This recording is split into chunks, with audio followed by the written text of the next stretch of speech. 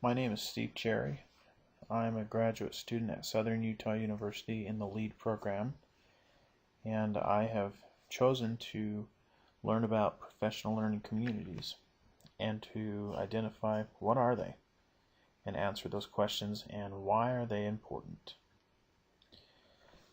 So the basic definition of a professional learning community is a shared sense of purpose and focus on student learning. That comes from Lura and Dean in 2004. But professional learning communities have been going on long before that. In fact, as early as the 1980s, teachers started working with each other instead of against each other. It used to be that teachers would go to their classroom, close the door, and not want to be bothered by anybody. And now teachers are starting to be more open in wanting to learn more and receive support and help in their classroom. There are many areas in the school that play an important role in the professional learning community. However, I've chosen to learn about three of them in particular: a librarian, teachers, of course, and the administration. So the librarian has 5 key components.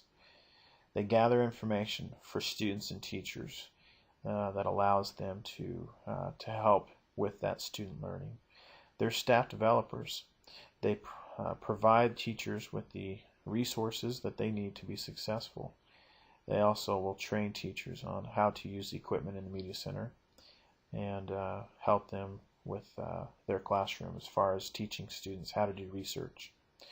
They're technology specialists oftentimes, as there are many times computers in the Media Center that are being used on a daily basis, and teachers oftentimes will look towards the librarian to help them and support them in that regard if there's any questions. And of course, they are a teacher. They teach students on a daily basis. They teach teachers. They are considered instructional leaders for the teachers in the building. And they act as liaisons for teachers as well in that PLC process. Teachers, of course, are a big piece to the PLC process. According to Schlechte, it's important to note that top to bottom models are not the most effective use of a PLC, and in fact they often do not support the teachers and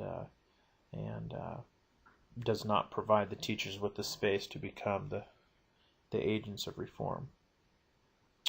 But they can be leaders in the classroom. They can be leaders in the school, and in fact allowing teachers to teach other teachers, both in a coaching model as well as in a training model, working with other teachers in the building allows them to be leaders. They're collaborators. They work together to create common assignments as well as common assessments amongst their departments, amongst grade level curriculum, but they also work as a cross-curricular assignments in other departments as well. For example, a language arts teacher will write about volcanoes. The geography teacher will learn about the different locations of the famous volcanoes, and the science teachers will talk about what causes volcanoes to erupt, as just a simple example. And then, of course, they're also focused on student learning through different common assessments again, and in their classroom, checking for understanding, getting feedback, and allowing them to the students to show that they've mastered the material. The administration is an important role as they are at the forefront of the PLC process. They are looked at as the instructional leaders, but in a different role than what people might think.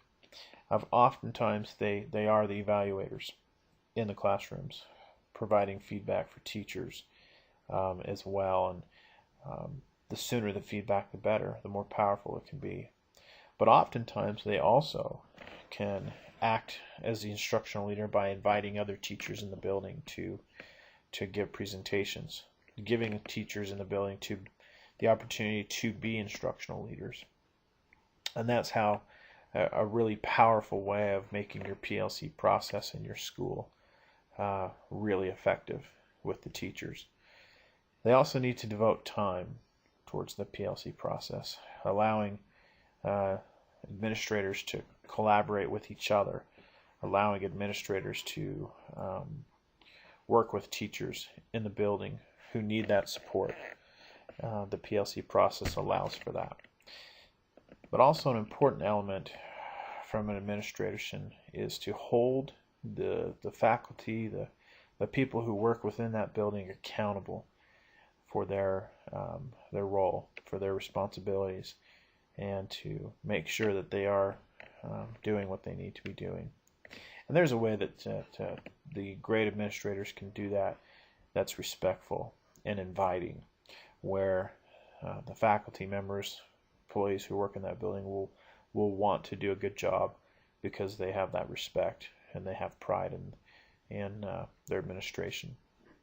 And as effective administrators are able to do that, and it creates that trusting relationship there that allows for them to have open relationships with teachers, custodians, counselors, whoever, secretarial people, so that they can make sure that they're getting the support and have that relationship there.